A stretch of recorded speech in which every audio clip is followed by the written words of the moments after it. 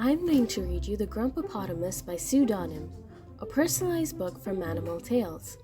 A personalized book is a one-of-a-kind reading experience for a child. It's a customized printed book in which the child becomes one of the main characters in the book. When creating the book, you specify the child's name and choose an avatar that resembles your child. Check out this title and more at manimaltales.com. So make your child a hero. Order a personalized book they'll treasure and give them endless hours of reading pleasure. My dear Sarah, may all your adventures be super fun. May you be great friends with everyone. May your imagination run free and wild. May you dream many dreams, dear child. With love, Mom and Dad.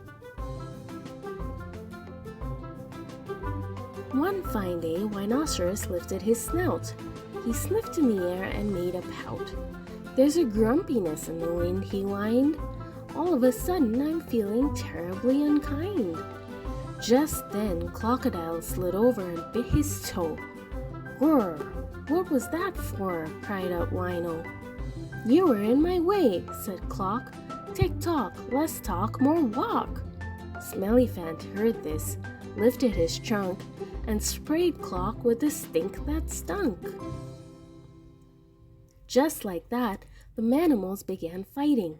Just like that, they were all kicking and biting. Biff, baff, bonk, a complete free-for-all, until Dandelion roared, "Stop!" and ended the brawl. Manimals don't fight, said the Lion King. This squabbling can mean only one thing. The Grumpopotamus must be near. At once, they all felt a shiver of fear. But before they could hide or disappear, there was a sudden hush in the atmosphere. And the Grumpopotamus was here. He walked with a grim sense of doom. All around him lay a thick fog of gloom. The Manimals growled as he came near.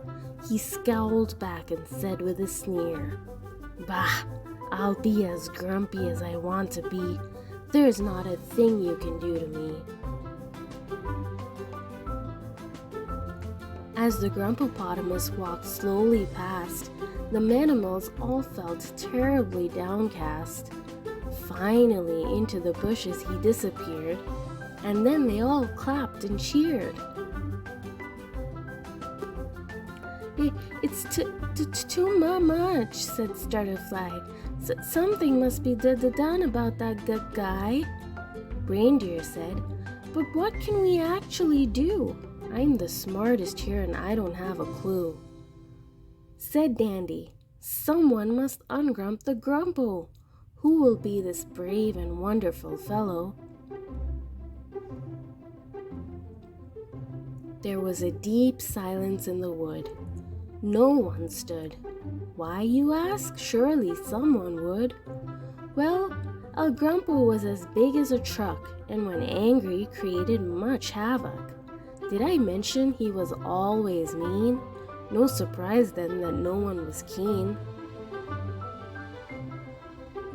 Finally, Anonymous got up and said, "It's been a quiet life I've led, but now I fancy some adventure, so I'll sign up for this venture." The others looked at her and laughed. "But you're so little, don't be daft. I'll un-grump the Grumpo, wait and see. You're all just plain wrong about me." Off went our little mouse on her quest.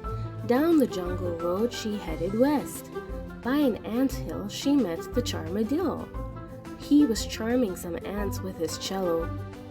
Mouse waved and said, "Dear fellow, how does one un-grump the Grumpo?" Charmadillo looked at Mouse in alarm. "I sang to him once with all my charm, and in return he stomped on my tail. Don't bother, Mouse, you're sure to fail." Anonymous walked down, undeterred, and came upon a Giraffe-a-Laugh-a herd. "Hello, Giraffe-a-Laugh-a sirs, surely you know, how does one un-grump the Grumpo?" "I went to his house once," said one giraffe. "I was so sure I could make him laugh. Instead, his grumpiness made me cry. Now I haven't laughed since last July. Still Mouse stubbornly marched on. She met the Dalai Lama eating a bonbon. "Oh, mighty Lama, you must know, how does one un-grump the Grumpo?" The Lama chewed and chewed, deep in prayer. "I preached to him once to cure his despair. 5 minutes he heard, then he bit my behind. It can't be done, Mouse, he's out of his mind." Now who could help her with the Grumpo plot? Mouse walked and walked, lost in thought. Out of the forest to the edge of Mantown, there on the side of the road she sat down. Suddenly, a human girl came walking by. Mouse figured asking her was worth a try. "Hi, I'm Anonymous. Perhaps you may know, how does one un-grump the Grumpo?" "Hello, Mouse. I'm Sarah," said the human. "Tell me the story and I'll help if I can." So Mouse told Sarah all about Grumpo and her quest to un-grump the fellow. Sarah walked up and down, to and fro. What a sad story. Poor Grumpo. He has no friends, no one says hello. It's no wonder he feels so low. Suddenly she stopped. "Oh gosh, oh golly, I know exactly how to make him jolly. Come along, Mouse, the answer is as clear as day, but I'll need some help along the way." Off they marched to the Grumpo's lair. As they went, others followed them there. Stutterfly, Dalai Lama, Reindeer and Charmadillo, Smellyfant, Giraffe, Laffa, Crocodile, and Rhino. They all followed Sarah and Mouse, all the way to the Grumpo's house. Grumpo saw the Manimals all assembled. "What?" he grumbled, and they trembled. At once they felt the urge to run far away, but Sarah stopped them. "We're here to stay." "We are," they mumbled, feeling jumpy. "Yes, that's why he's been so grumpy. He's been alone too long without company. Fact is, he needs friends, but he hasn't any." Said the Grumpo. "I'm fine the way I am." He blasted a shockwave of gloom. "Now scram!" At this some Manimals fled, but most stayed. Again Grumpo snorted out a grump grenade. "Why won't you just let me be?" he panted. "Because we're your friends," they chanted. Again he grumped, but this time with less power. Clearly Grumpo was weakening by the hour.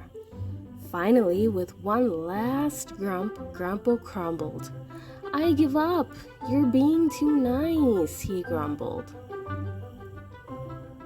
Sarah, Mouse, and the Manimals all cheered. "Hooray! Grumpo's grumpiness has disappeared."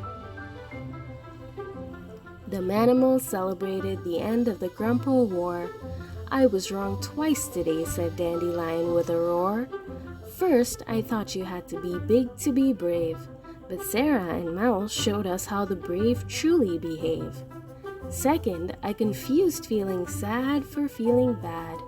No Manimal should live alone like Grumpo had." Later, Sarah went to Mouse and hugged her blue. Then she went to Grumpo and hugged him too. "Your name doesn't suit you anymore, dear Grumpopotamus. From now on, we're gonna have to call you Happypotamus." And it was true, for the former Grumpo turned out to be quite a jolly fellow.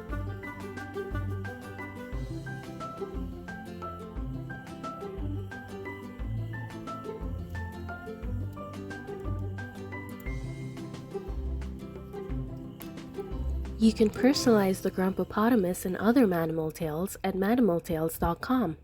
Just visit the website, enter your child's name, the giver's name, your child's avatar, and preview your book. You can preview your entire book on the website, customize your book's dedication, and add to cart. Visit manimaltales.com.